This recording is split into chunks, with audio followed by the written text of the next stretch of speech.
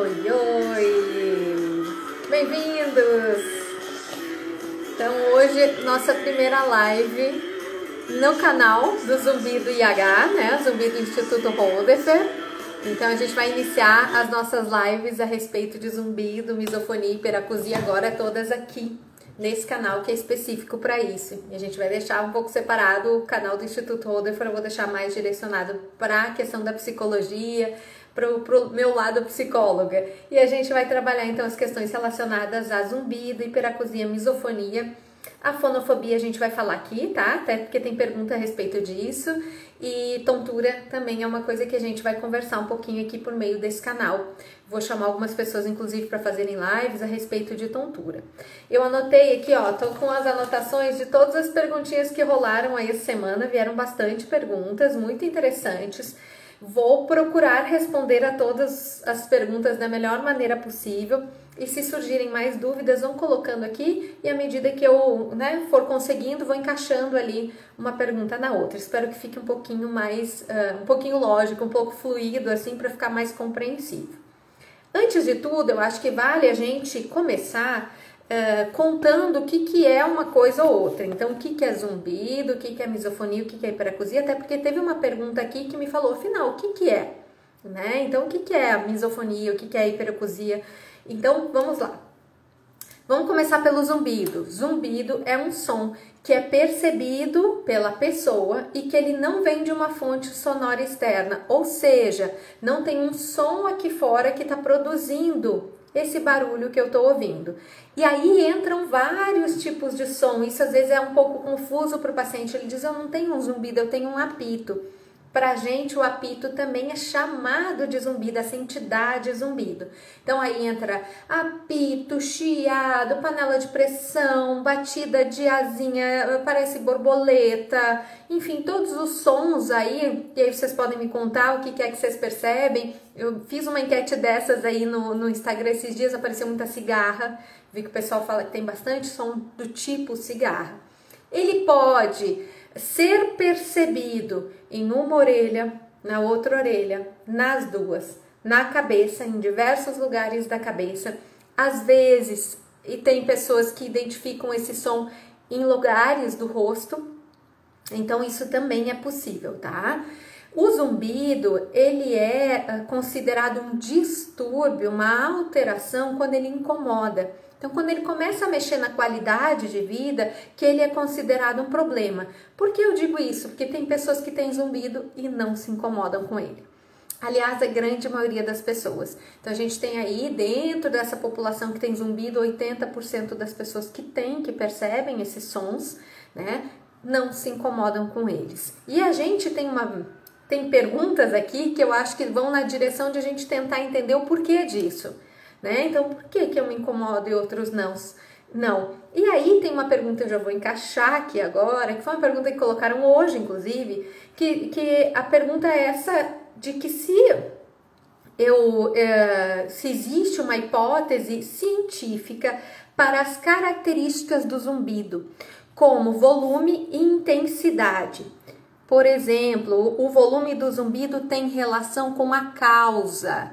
Então, a pergunta, pelo que eu compreendi, a pessoa está tentando entender se o meu zumbido, em função de ele ter vindo decorrente de uma perda de audição, de ele ter vindo decorrente de estresse, ele veio em decorrência de alteração muscular, se isso determina que o zumbido seja percebido de forma mais intensa, mais forte ou menos forte?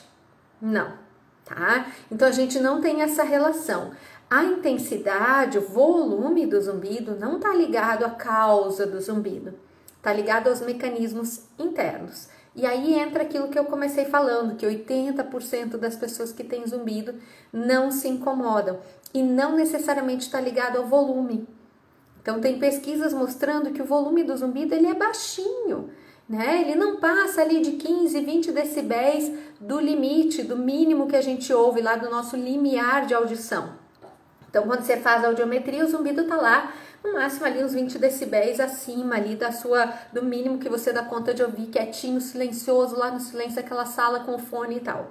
o que seria um som que facilmente se perderia com o barulho ambiente. E não é isso que as pessoas percebem. Então, quem tem um zumbido com incômodo, não sente dessa forma. Não é um som que facilmente se perde no ambiente, que facilmente é mascarado, né? Normalmente ele é forte, ele é intenso, né? E isso é 20% das pessoas que se incomodam com zumbido. Por quê? Por causa das conexões que foram feitas lá no cérebro. Então, o incômodo, ele tá ligado às áreas do cérebro que acabaram ativadas na presença desse estímulo. E tá muito ligado ao significado desse som. Quer ver uma coisa muito fácil de a gente pensar? Vocês, se não viveram ou conhecem pessoas que se apaixonaram por amigos, né? Então você vai dizer, nossa, conviveu com a pessoa um bom tempo e não tinha nada e de repente surgiu alguma coisa, ou eram namorados e viraram amigos, né? Poxa, você era apaixonado e de repente você virou amigo, o sentimento, né? Assim, como é que consegue? Porque justamente essas sinapses no cérebro, essa ativação do cérebro, ela se modifica. E ela se modificou para o processamento desse som do zumbido, e ela também pode se modificar para a gente tirar o zumbido da jogada. Eu sempre brinco com os pacientes que o zumbido é uma paixão tóxica, então é um amor tóxico. Nós precisamos, tirar essa pessoa, esse amor, né, da nossa vida, que não tem nada de bom para nos oferecer. Então é isso que acaba determinando o maior ou menor incômodo com zumbido, e não tá ligado ao volume, não tá ligado à causa, tá? Então, assim, mesmo pessoas que dizem, não, ele é forte e tal, mas não, eu viro pro lado e esqueço. Até isso acontece. E se você for medir o volume do zumbido daquela pessoa que, não tá nem aí, e aquela pessoa que tá super incomodada, que ele é muito forte, que atrapalha muito e tal, muitas vezes é o mesmo, tá? Mesmo decibel, mesma quantidade de som, tá? Tem dia que o zumbido está mais alto quando eu fico nervosa. Sim, tá? Isso é um dos fatores bastante comuns. Acho que boa parte de vocês que percebem zumbido deve perceber uma mudança aí quando a gente está mais ansioso, nervoso, irritado ou até triste, né? Então, por quê? Porque, vamos lá, se o processamento desse som zumbido está acontecendo lá no córtex auditivo, lá no cérebro, na parte que processa som lá no meu cérebro, minhas emoções são processadas no cérebro, em outra área, não é na via auditiva, no sistema límbico. Mas o sistema límbico e a via auditiva conversam. Então, tudo que mexe com um, mexe com o outro, tá?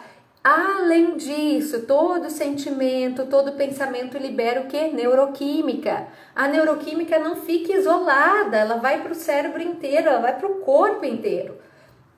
Então, a via auditiva que está lá produzindo o zumbido, o que a gente sabe é que essas áreas da via auditiva, elas estão hiperativadas, né? Muito animadas, muito agitadas, e que elas recebem essa neuroquímica da ansiedade, do estresse, né? E tendem a aumentar ainda mais a agitação delas, ou seja, a percepção aumenta, ele fica mais intenso, ele fica mais incômodo, tá? É uma via que se retroalimenta. Se sabe que lá no cérebro de quem tem zumbido tem a área auditiva hiperativada e também tem regiões que não são auditivas, mas que conversam com a audição. Uma delas é o sistema límbico, o sistema emocional. A gente tem áreas do córtex pré-frontal que também estão hiperativadas. A gente tem áreas, né, como córtex parietal, giro cingulado, que também estão hiperativadas. São áreas que vão lá e classificam o som, que guardam memórias referentes a sons, que vão lá e dão essas diferenças de pequenas em relação aos sons. Então, elas participam desse processamento aí do som. E aí, no caso de quem tem zumbido, essas regiões estão hiperativadas, tá? Isso não é uma lesão, isso não é né? Assim, isso acontece durante o nosso dia, existem áreas que ficam hiperativadas. O que ocorre é que isso está o tempo inteiro dessa forma e isso é algo que precisa ser mudado, é parte do tratamento para muitos, né? É justamente essa mudança central do processamento dessa informação ali no cérebro, dessa hiperexcitação, essa hiperagitação que acontece no cérebro, tá bom? Isso referente a zumbido. E aí a gente vai ter a hiperacusia. A hiperacusia, eu tô colocando ela logo depois do zumbido, porque ela é muito comum de acontecer em conjunto com o zumbido. Então a gente sabe que em torno aí dos 40, 50% das pessoas que têm zumbido também têm hiperacusia. E apareceu, vamos primeiro dizer o que é hiperacusia. Aí eu coloco a pergunta aqui que combina com ela. A hiperacusia, apesar do nome, né, hiperacusia quer dizer que eu escuto demais. Na verdade, não é que você tem um ouvido especial, que ouve mais que os outros. Não é isso, tá? Infelizmente, né? A hiperacusia, na verdade, é uma alteração, é uma sensibilidade ligada ao volume, à intensidade dos sons. Então, sons que têm intensidade fraquinha, ou média, ou moderada, acabam sendo engrandecidos lá na minha via auditiva, que fica hiperativada. Zumbido é o quê? Hiperativação da via auditiva também. E é por isso que é tão comum acontecer hiperacusia junto com zumbido. E aí, quando o som entra, mesmo ele não sendo tão forte, ele é lido pelo meu cérebro como se ele fosse algo muito intenso. Incômodo, inclusive, né? E isso gera um incômodo, um desconforto. Então, tá ligado ao volume, à intensidade do som. Então, o som chega ali, ele é lido pelo meu cérebro como algo muito grandioso, e isso acaba gerando incômodo, as pessoas acabam tendo uma diminuição muito grande da qualidade de vida, deixam de fazer muitas coisas em função dessa percepção, porque, por exemplo, não posso ir para o cinema. Cinema, por si só, os sons são altos, né? São fortes. A gente que vai no cinema e que não tem hiperacusia, percebe que o som é forte. Para quem tem hiperacusia, é extremamente desgastante, é horroroso, né? Eu tenho essa pergunta aqui, ó. A hiperacusia também se relaciona com o sistema das emoções também, tá? Eu costumo dizer uma coisa que meu pai me falou quando eu entrei na faculdade. Ele falou, você está fazendo a faculdade do futuro, porque não tem ninguém que vá se livrar ou se, né, em algum momento da vida não necessitar trabalhar suas emoções, os seus pensamentos e os seus sentimentos. E ele tem razão. Por quê? O que acontece? Absolutamente tudo no corpo está ligado às emoções.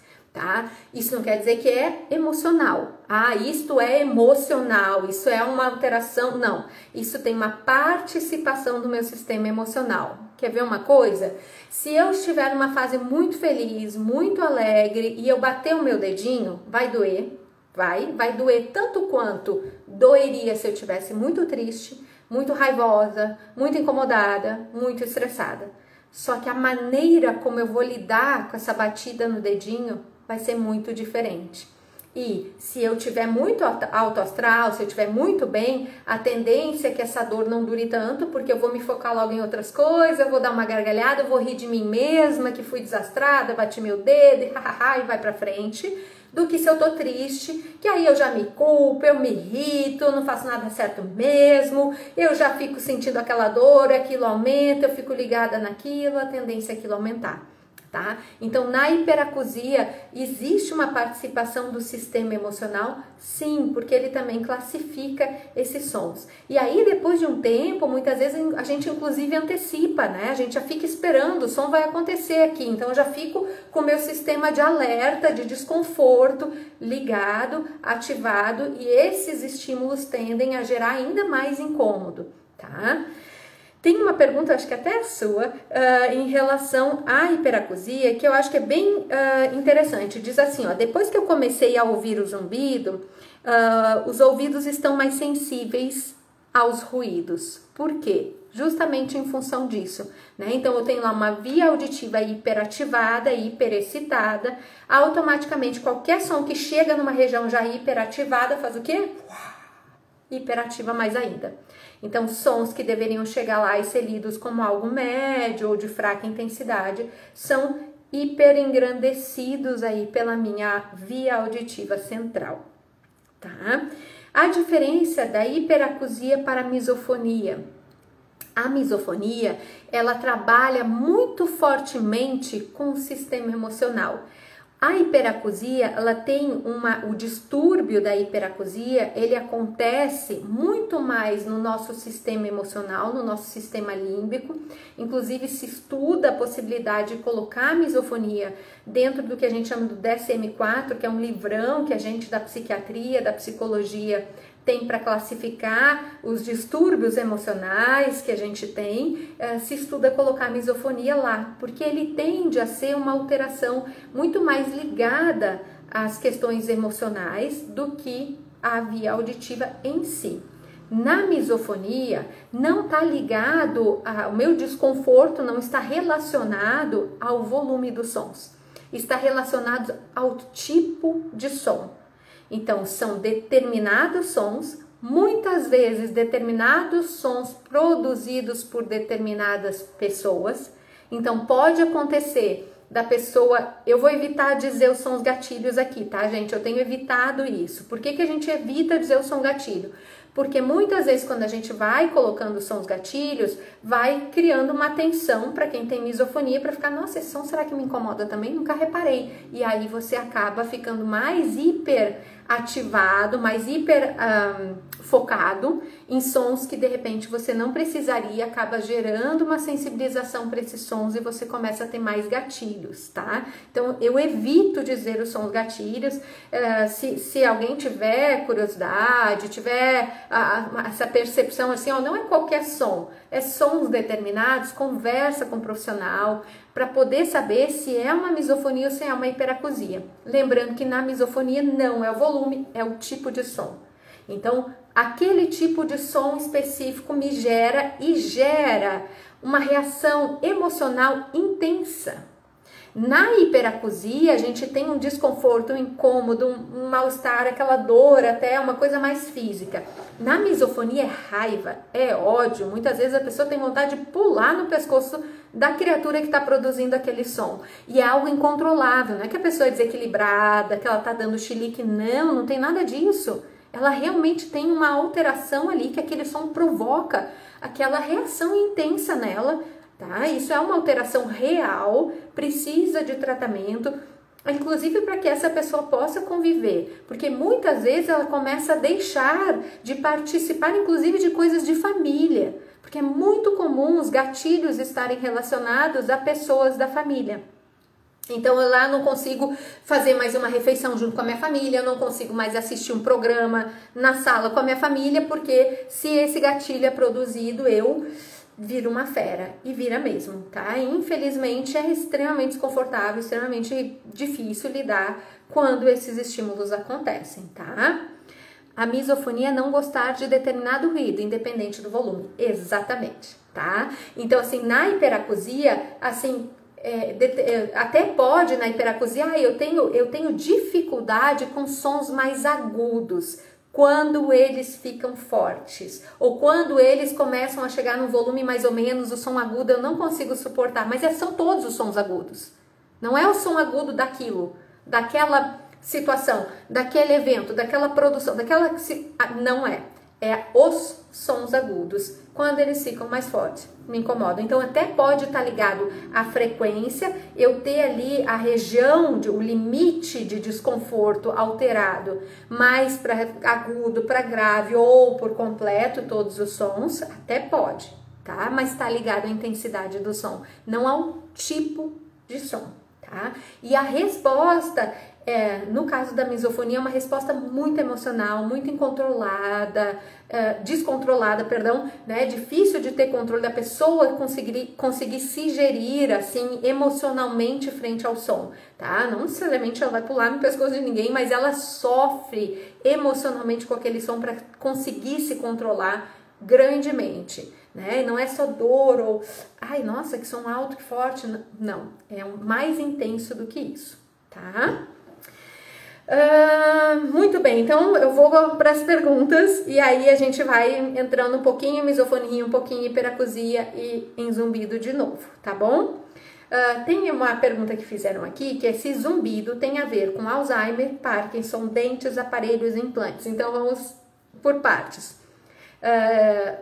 Primeira resposta que eu posso te dar, zumbido pode ter a ver com absolutamente tudo isso, tá? Quando a gente fala de questões neurológicas, Alzheimer, Parkinson, qualquer alteração neurológica, assim como alterações emocionais que são, né, de neuroquímica cerebral, sim, elas podem ser fatores desencadeantes ou fatores participantes, né, colaboradores ali da produção ou da manutenção desse zumbido, sim. Por quê? Porque a percepção dos sons a gente não ouve pela orelha, a gente ouve pelo cérebro. Então, o zumbido, a produção dele, né, pode acontecer em órgãos periféricos por uma alteração aqui na minha orelha, por uma alteração muscular, mas o processamento dele acontece lá no cérebro. Então, tudo que mexer com o cérebro, com o funcionamento do cérebro, com a estrutura cerebral, cortical, sim, pode impactar o zumbido ou pode ter relação com o zumbido, sim, tá? Com relação a dentes, aparelhos e implantes, inclusive tem outras perguntas, tem implantes dentários podem causar zumbido, se o zumbido pode ser um problema nos dentes, tá? Vou incluir tudo isso junto, sim, tá? Essas alterações dessas regiões, principalmente essas regiões aqui, observem bem a proximidade que a gente tem da orelha, né? São órgãos, são músculos, são estruturas que estão muito próximas da orelha. Inclusive a gente tem saídas de musculaturas e de inervações e tal, todas aqui na boca, inclusive, né? Então tudo que alterar essa região pode ter uma relação, não estou dizendo que tem, tá, gente? Tem que ser investigado caso a caso. Tá? A gente não tem como garantir, como ter certeza, assim, não sei o caso, não vi, não, né? Mas assim, pode ter uma relação, sim, tá? Então, tudo que mexer nessa região pode ter relação, assim como o nariz, né? Quando eu tô gripada, eu percebo mais o zumbido, entope todo o nariz, altera o funcionamento da tuba auditiva que chega atrás do nariz, pronto, eu já tenho uma participação maior em aumentar essa percepção do zumbido. Então, todas essas questões podem, sim, interferir, né? Muitas vezes as pessoas percebem a alteração, o zumbido, depois que elas ficaram horas e horas, por exemplo, fazendo um procedimento dentário. E não necessariamente aí é o procedimento em si, que mexeu no dente, mas aí a musculatura, fiquei horas de boca aberta, né? Então, essa musculatura, a articulação que abre e fecha a boca pode ter sido demasiadamente demandada, pode estar numa condição que não é uma condição interessante e isso tem uma participação no zumbido também, tá? A idade do zumbido é um obstáculo para melhora? Não, tá? Todo zumbido tem tratamento, isso é uma coisa que inclusive eu sempre bato, assim, acho que quem vê as lives sabe. Todo zumbido tem tratamento, tá? Eu não tô falando ninguém pode jamais prometer cura. Às vezes a pessoa me escreve e diz, então a senhora garante cura? Eu não. Ninguém tem como garantir cura, remissão completa. Isso infelizmente ninguém tem como garantir, nada nem ninguém ainda. Tá? Não sabemos o que virá no futuro, tá? Muita pesquisa, muita coisa sendo, né, estudada, tem muitas possibilidades aí para chegar pra gente. No momento, cura, ninguém tem como garantir. Pode acontecer, pode, a gente tem casos, graças a Deus, a gente vê isso, graças a Deus. Agora, garantir, ter certeza, saber quem vai, quem não tem essa chance não, tá? E a idade, ela não é um empecilho para o tratamento. Eu já tratei pessoas que tinham zumbido há 20 anos e que ficaram muito bem. Muito obrigada. Voltaram para a vida, voltaram a se relacionar, voltaram a fazer, né, assim, pessoas que inclusive eu lembro assim, guardo no coração, são meus xodozinhos. Graças a Deus isso não. A gente sempre recomenda ir buscar o quanto antes. Por quê? Tudo que vira crônico é mais complexo para a gente mudar. Então pensa lá no cérebro, eu adquiri um hábito.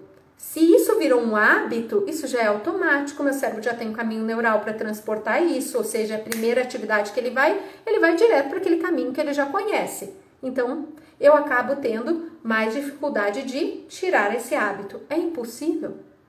Não, tá? Então, não é empecilho, não é obstáculo para melhora, tá? Busca tratamento, tem saída, tá? Saídas nem sempre, esses dias eu até coloquei um post, as saídas nem sempre são rápidas, a gente precisa dar tempo aos tratamentos, né? Eu costumo dizer, ninguém vai para academia um dia, uma semana e vai estar fortinho, malhado, sarado, lindo, magro, seja lá o que for, em uma semana, 2 semanas, não. Nós também, muitas vezes, não temos nada que, né, boa parte das vezes, que vai tirar coisa com a mão, tá? Acontece em alguns casos. Agora, isso não é a maioria dos casos. A gente precisa de tempo, precisa que o corpo responda, que o cérebro responda. E eu sei que é complicado quando a gente está sofrendo, mas eu costumo dizer o seguinte, entre ficar em casa, olhando para o teto, esperando a cura aparecer, ou eu seguir fazendo coisas que não vão me trazer nenhum efeito colateral danoso e pagar para ver a longo prazo, faz. Paga para ver. Você pode se surpreender. Vai por mim.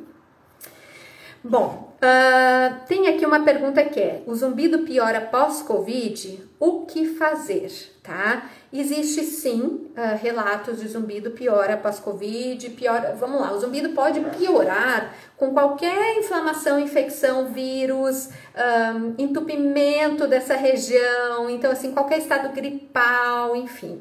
O Covid ainda tem todo um sistema que a gente nem conhece tão bem assim, né, de inflamar o corpo como um todo, e isso tem impacto nessa região, Não tenha dúvida, existe essa relação, tá? O que fazer? Tratar, tá? Você vai, procura o otorrinolaringologista, descarta todas as possibilidades, trata as possíveis causas, o que pode estar acontecendo ali para esse Covid ter te deixado essa reação, essa resposta. Se for encontrado isso, você não trata o zumbido, trata o sintoma numa boa, tá?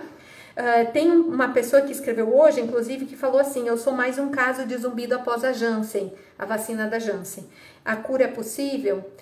A cura, tá? E aí entra a história do tratamento e remissão completa, que ninguém tem como garantir, mas sim, tem tratamento, isso não é também um empecilho, tá?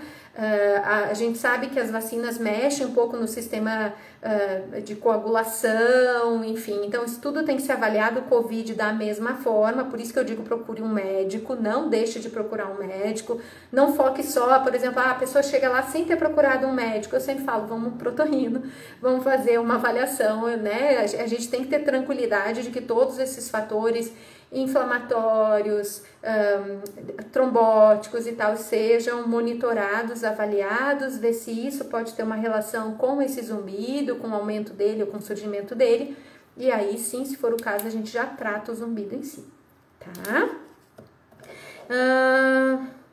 Muito bem, vamos para as próximas perguntas. Tem aqui uma colocação, importante cuidar das emoções, muito. Eu sou muito suspeita, né, gente? Porque eu falo que eu tenho a combinação demoníaca, que é fonoaudiologia, né, otoneurologia, ligada à questão do ouvido, tontura, né, labirinto, e eu tenho a psicologia de formação. Então, assim, para mim, emoção não separa de absolutamente nada no corpo.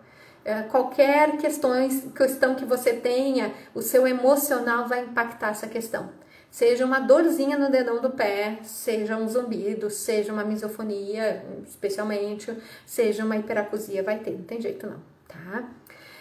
Pergunta da Isabel aqui, o zumbido melhora com o uso de aparelho? Olha, o que a gente sabe é que um aparelho bem ajustado e bem adequado tem uma chance muito, muito, muito bacana, né? Tanto no caso de perda de audição, que aí vai corrigindo a audição, quanto no caso de a gente usar o aparelho auditivo como uma ferramenta para terapia sonora, porque os aparelhos têm essa possibilidade, né, de a gente atuar com a terapia sonora por meio deles, e eles têm sim, eles são uma ferramenta assim realmente muito interessante, né, às vezes só a correção da audição lá em quase que 90% dos casos já ajuda muito, e se não resolver completo a gente entra com outras estratégias, né, ou pra gente usar o aparelho aí como um recurso já para terapia sonora também, tá?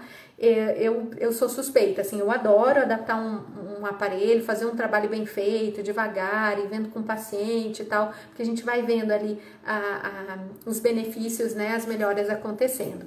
Sempre lembrando que independente de zumbido, perda de audição, altera o funcionamento da via central. Tudo que não é usado da maneira correta, né, se eu deixar de usar um braço ou uma mão, eu vou atrofiar. Lá dentro da via auditiva é da mesma forma. Então, perdas de audição, mesmo que pequenas, eles modificam os caminhos aqui dentro do cérebro. Então, é algo que a gente sempre, hoje, quando a gente olha uma perda de audição, a gente já pensa no cérebro. Muito mais do que como a pessoa está ouvindo, a convivência. Claro que, obviamente, isso tem um impacto gigantesco. Mas o quanto isso está impactando o cérebro para a gente preservar o cérebro o mais saudável possível.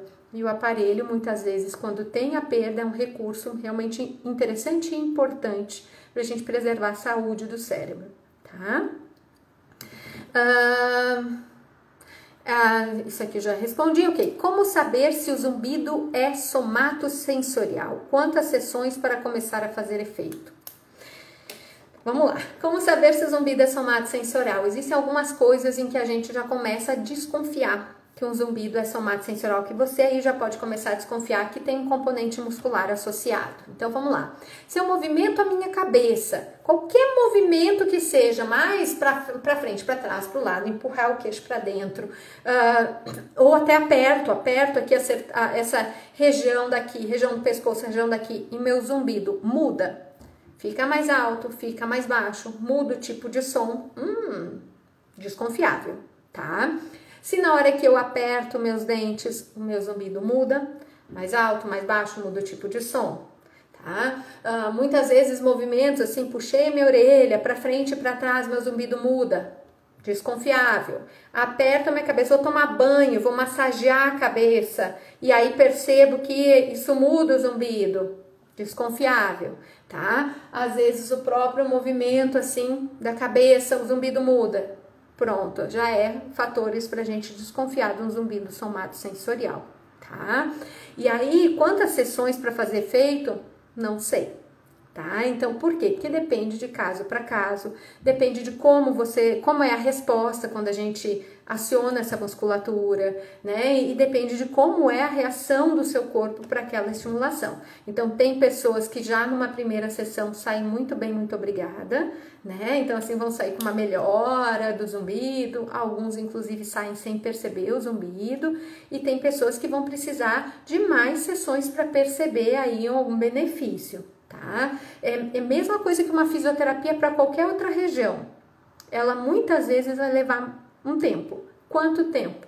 Sei, né? Então, assim, normalmente o médico coloca a fisioterapia 10 sessões. Tem pessoas que em 5 sessões já estão se sentindo muito bem e outras vão precisar de mais. Vai depender de como o teu corpo responder, de como que tá a região do seu corpo, qual é o impacto disso, os outros tratamentos que muitas vezes precisam ser associados, como eles estão ocorrendo.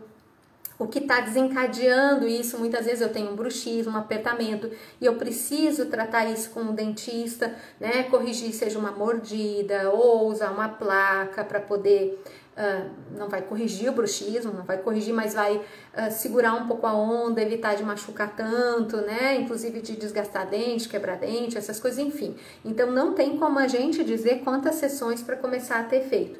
Depende de pessoa para pessoa, tá? É necessário começar.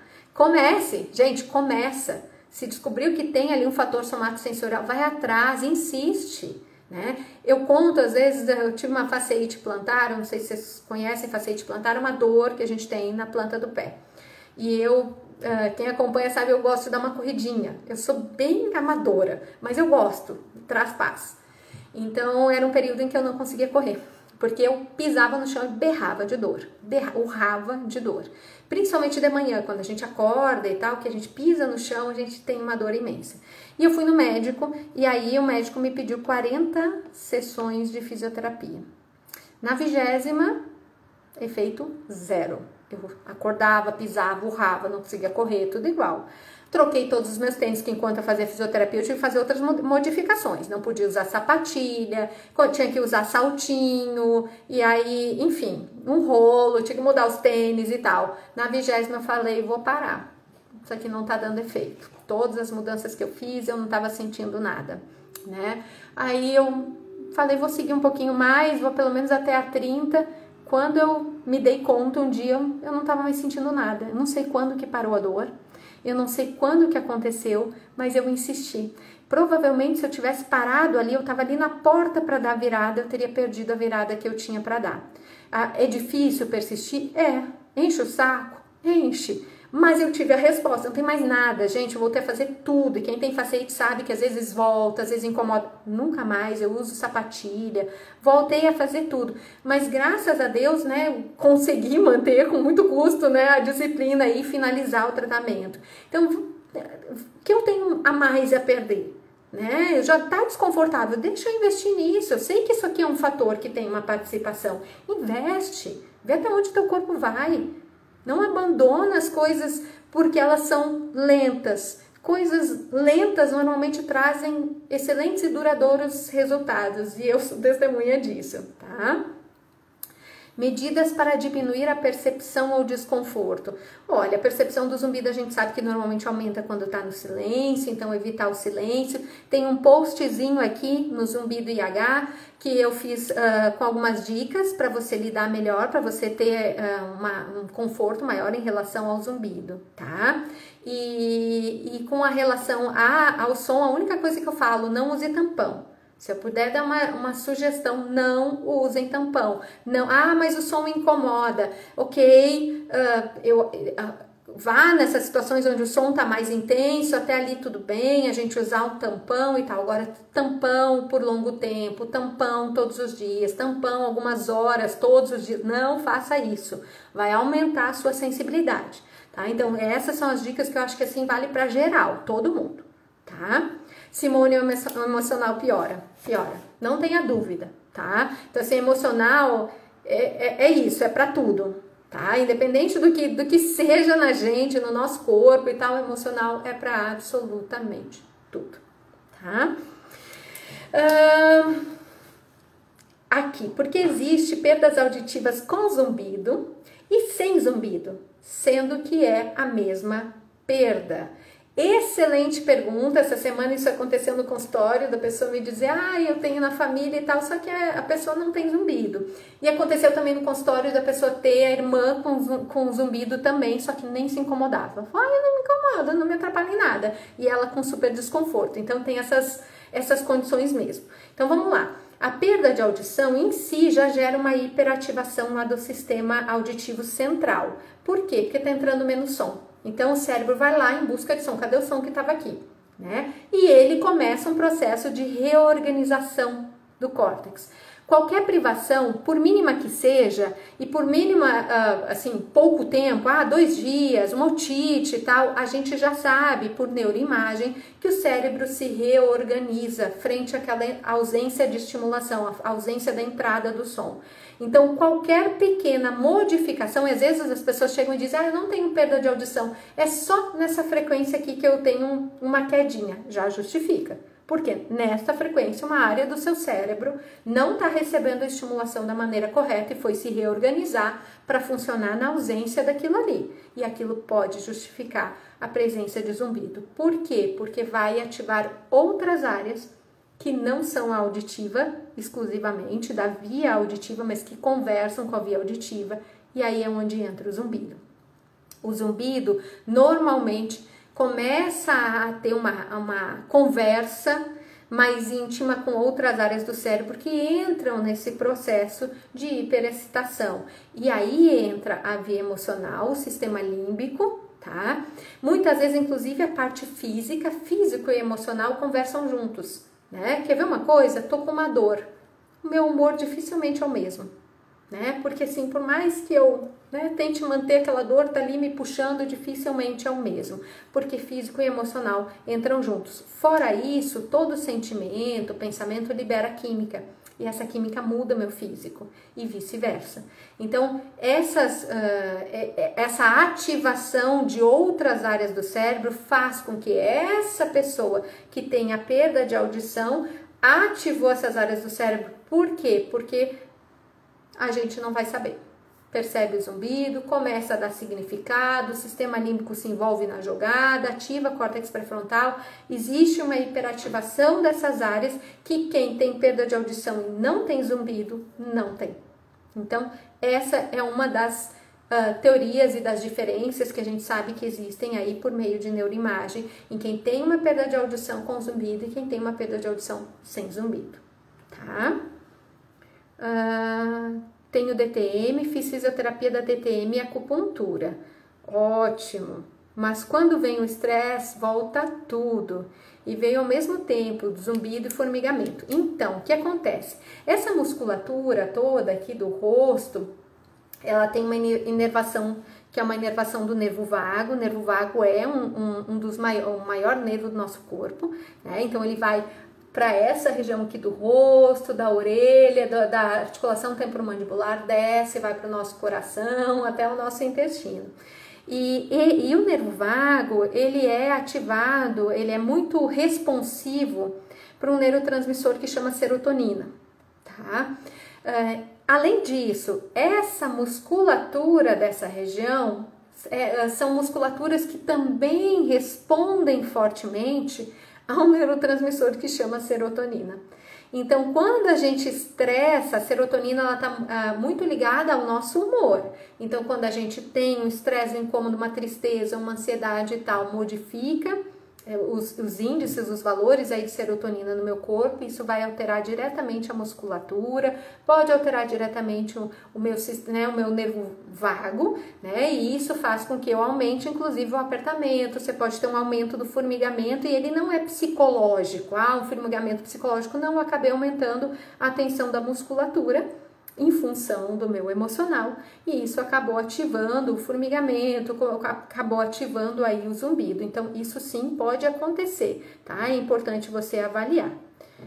Tive perda no meu pai pelas sequelas do vírus, como é que é? E veio ao mesmo tempo do zumbido e formigamento, tive perda no meu pai pelas sequelas do vírus. Não sei se eu entendi essa parte, Simone, mas seu pai veio a falecer, isso, e aí você ficou emocionalmente mexida, e isso realmente não tem jeito, né? Mexe com a gente, não tem como. Então, trabalhar isso é super, super, super importante. Trabalha a tua questão emocional, tá, Simone? Procura aí, principalmente a gente sabe que a terapia cognitivo-comportamental é uma das linhas de tratamento da psicologia que tem melhores respostas aí no tratamento do zumbido. A gente usa muito técnicas que são utilizadas para dor, para sono, tá? E isso tende a ajudar a gente tanto a trabalhar as questões emocionais, você teve uma perda, né? Trabalhar essa perda e trabalhar o zumbido mesmo em si, tá? O que é fonofobia e misofonia? Então vamos lá, a misofonia é essa reação emocional forte de raiva, de descontrole frente a sons específicos que não estão ligados ao volume do som, estão ligados ao tipo de som.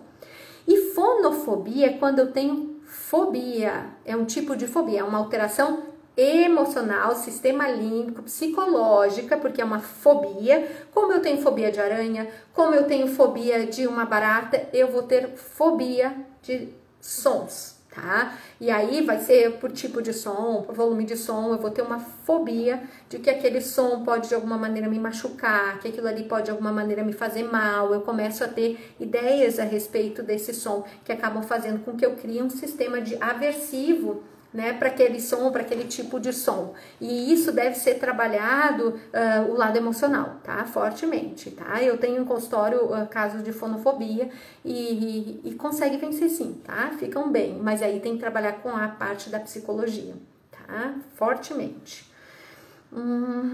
Por que o meu zumbido piora com barulhos altos? Então, não dá para dizer, a gente tem que saber qual é o teu caso. O zumbido pode piorar quando a gente se expõe a sons fortes, tá? Isso pode ser pela ativação da via auditiva, mas isso também pode ser um sinalizador de um possível componente somatosensorial, ou seja, muscular. Então, precisa avaliar, tá? Não tem como a gente dizer. Tá? Precisa avaliar para saber exatamente, mas isso acontece sim, tá? Quando a gente se expõe a som forte, o zumbido aumenta. Outra coisa que faz é, por exemplo, se eu ficar muito tempo em som forte, isso é para todos nós, né? Eu vou para um show, eu vou para uma festa, um lugar fechado com música forte, eu saio de lá ouvindo zumbido. Normalmente esse zumbido é temporário, E ele é um sinalizador, existe muita descarga química e existe um estresse, uma fadiga das células do ouvido que foram muito abusadas. E ele é um sinal de que a gente exagerou na quantidade de sons. Inclusive é um sinal para a gente não ficar repetindo isso sempre, porque senão essas células podem entrar em apoptose e morrerem, né? E aí eu tenho uma perda de audição. E isso poder gerar todas as mudanças lá no meu córtex, inclusive, e fazer com que esse zumbido acabe ficando permanente, tá? Então, também tem esse fator aí que pode estar ligado à exposição do som forte. Depende do tipo de som, do tempo, né? Então, assim, a gente tem que ver o que pode estar acontecendo com você, tá?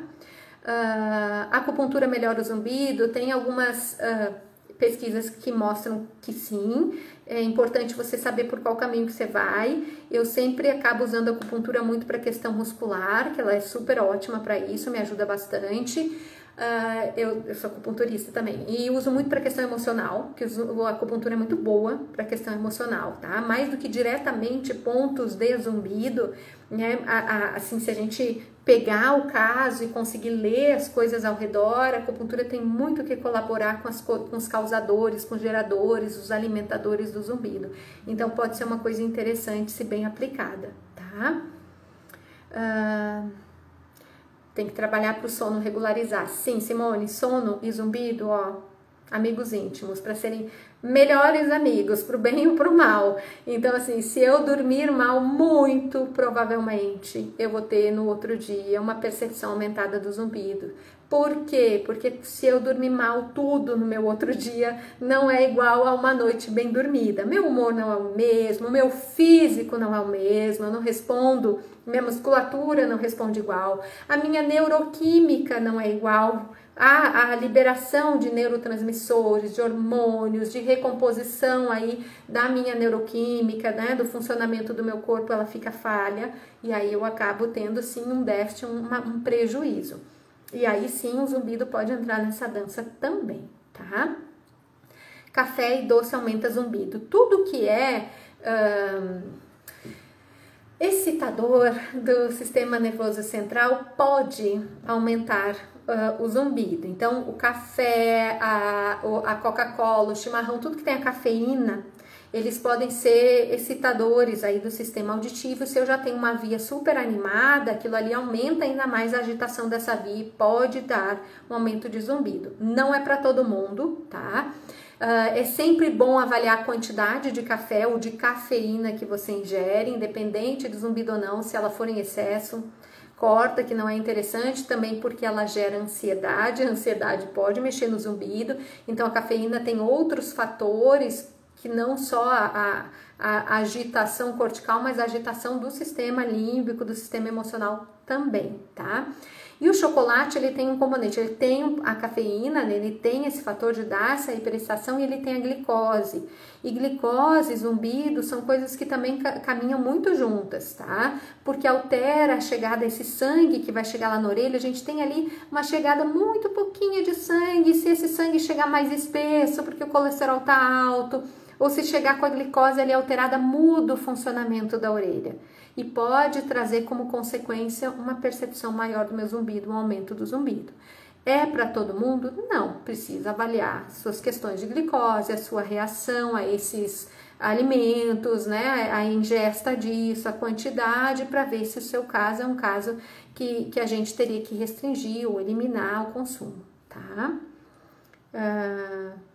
Nossa, tomei muita Doralgina e Coca, pode ser a causa também? Difícil de dizer, né? Assim, normalmente a gente consegue uma relação muito direta no momento que toma, se isso é muito frequente o tempo inteiro e tal. Se você parou esse consumo, a tendência é que o zumbido tivesse que reduzir, porque eu tirei o estimulador dele, no caso uma lesão, tá? Esses são fatores que a princípio não são, né? Eles agem enquanto eles estão ali no corpo, ativos no corpo, e se isso acontece todos os dias, eles tendem a manter essa frequência. Agora, se eu cortei isso, meu zumbido não mudou, não é mais isso que tá ali. Pode ser que tenha sido um dos fatores que fez ele surgir, mas não é um dos fatores que tá fazendo ele permanecer, se ele foi retirado, tá?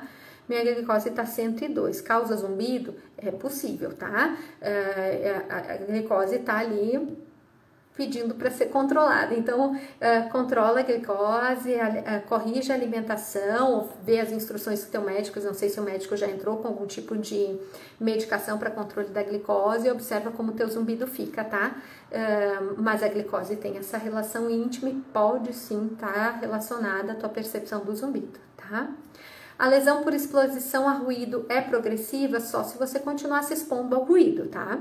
Então, ela só vai ser progressiva se eu me expor a ela. Então, assim, eu sou músico e eu já tenho uma lesão porque eu tô me expondo ao ruído. Eu sigo tocando sem proteção, eu sigo tocando. Então, sim, isso vai continuar, tá? Ou eu trabalho na noite, eu sou, sei lá, segurança de uma boate. Tô sempre no ambiente fechado, aquela barulheira a noite inteira e eu sigo trabalhando nessa profissão, já tenho ali a lesão, sim, ela vai tender a ser progressiva. Quando é por exposição a sons, a tendência é, parei a exposição ao som, eu interrompo a progressão dessa lesão. Ah, mas a minha lesão continua progredindo, talvez tenham entrado outros fatores, tá? Aí pode ter entrado a questão da idade, que às vezes também participa disso, a questão da idade, né, que a gente tem perda de audição pela idade, entra muito o fator genético, mas entra como eu vivi a vida. Então, se eu me expus a sons, eu facilito que isso aconteça antes, ou que isso aconteça de uma maneira mais intensa. Se eu fumei, que lesiona, machuca a orelha, o cigarro, a nicotina, isso tudo, isso vai ter uma tendência, inclusive, que a perda de audição pela idade seja mais intensa, ou possa acontecer antes. Se eu bebia muito álcool também, tá? A combinação álcool e som alto e cigarro, eu sempre brinco, eu falo, nossa, isso é assim horrível para a orelha, porque todos eles agridem a orelha, são tóxicos ou são lesivos, né? O som alto não é tóxico, mas é lesivo para a orelha, e todos eles podem, além de causar perda de audição, acabar gerando o zumbido como um fator aí de sinalizador dessa alteração, tá? Ginkgo biloba pode ajudar a melhorar o zumbido? Pode, ele é ele aumenta a circulação sanguínea, né? Ele é um vasodilatador. Então, se isso for um dos causadores do seu zumbido, uma alteração aí na circulação, pode ser que ele te ajude sim, tá? Tem que ver a indicação médica se é uma coisa que é indicada para o seu caso, tá? Fiz audiometria e muitos exames normais, mas a doutora passou tomografia do ouvido. É necessário? Ressonância do ouvido. Olha, Simone, eu faria tudo que o médico recomenda, tá? Então, assim, descarta. Especialmente quando a gente tem um zumbido unilateral, a ressonância, ela é uma solicitação importante, tá? Então, assim, faz. Até para você descartar toda a possibilidade da sua cabeça. Eu sempre falo isso às vezes pro paciente. O paciente fala, o médico não pediu ressonância, mas eu penso que eu tenho alguma coisa na minha cabeça. Vou ligar pro médico. Eu ligo pro médico e falo, olha só, vamos pedir, por mais que você ache que não precise, que não tem tarará, mas vamos tirar isso da cabeça? Eu acho que tudo que pode criar minhoca, que esse zumbido pode ser um sinalizador de algo mais grave, tira isso da cabeça. Então faz o exame, descarta todas as possibilidades, Simone. Eu, se fosse você, descartava e via o que é que aparece. Se não achar nada melhor, que é justamente o que a gente quer, que apareça, que não tem nada de errado mesmo, e bora tratar o zumbido. Ah, mas eu não achei ali a causa latente do zumbido. Alguma causa tem, é possível que aqui a gente não enxergue ela, talvez até porque ela já tenha sido corrigida ao longo do processo, isso pode acontecer e fica o registro lá no cérebro. Eu tenho como tratar o zumbido também, porque eu tenho como tratar essa via auditiva lá. Tá? Então, independente de eu ter encontrado, é difícil a gente não encontrar uma causa, uma suspeita, tá? É difícil. Mas ok, digamos que lá eu revirei e nesse momento eu não encontrei nada, ainda assim tem tratamento, tá? Não deixe de tratar. Tem uma pessoa que colocou lá, achei tão bonitinho, ela falou, eu escuto fora do normal, parece que eu tenho superpoderes. Eu falei, se fosse visto desse jeito, seria bacana, né? Porque a gente olharia para isso de uma forma positiva. Mas eu sei que não funciona assim, eu sei que isso gera desconforto, incômodo, né? Eu não sei se essa pessoa tem uma hiperacusia, uma misofonia, não tenho detalhes aqui. E também, né, fechar diagnóstico assim não é nem correto, mas... É mais ou menos isso, é como se a gente tivesse um superpoder, né? Minha audição ficasse super extra fora do normal. Uso aparelhos auditivos para perda auditiva leve, mas com a presença de zumbido é imprescindível? Thelma, eu não saberia te dizer porque eu não te tratei. Então, assim, depende da conduta de cada profissional. Eu não sei qual é a sua audiometria, eu não sei essa perda auditiva leve. É o que eu sempre falo, assim, na hora que eu olho para uma perda de audição, eu penso o que o cérebro está sofrendo com ela. Então, se o cérebro já está modificado, já começou a se modificar em função dele, eu acho o aparelho auditivo sempre um recurso bem importante. Né? Eu sempre falo assim, se fosse meus pais, eu sempre fico de olho quando eu posso fazer audiometria neles, porque no primeiro sinal eu indicaria, santo de casa não faz milagre, mas eu indicaria sim uma correção para que o cérebro não fosse impactado, para que eu não tivesse aí consequências a longo prazo de uma privação sensorial. Então, se é uma perda auditiva leve, já é uma perda auditiva, não é uma perda que é só em agudos e tal, e ainda assim, quando é só em agudos, muitas vezes a gente usa como um recurso, inclusive para o tratamento do zumbido, tá? E é uma possibilidade, tá? Imprescindível, é difícil te dizer, né? Não sei qual é o teu caso, não sei qual é a tua audiometria, dizer imprescindível, que é indicado, que faz sentido, faz, tá? Na minha visão das coisas, tá? Visando o cérebro, visando o funcionamento neural, tá? Antidepressivo, o Zolpidem pode dar zumbido? Olha, medicações em geral, eles alteram a neuroquímica cerebral. Então, assim, eu acho que eu aprendi ao longo dos 22 anos de zumbido nunca ignorar uma suspeita de um paciente.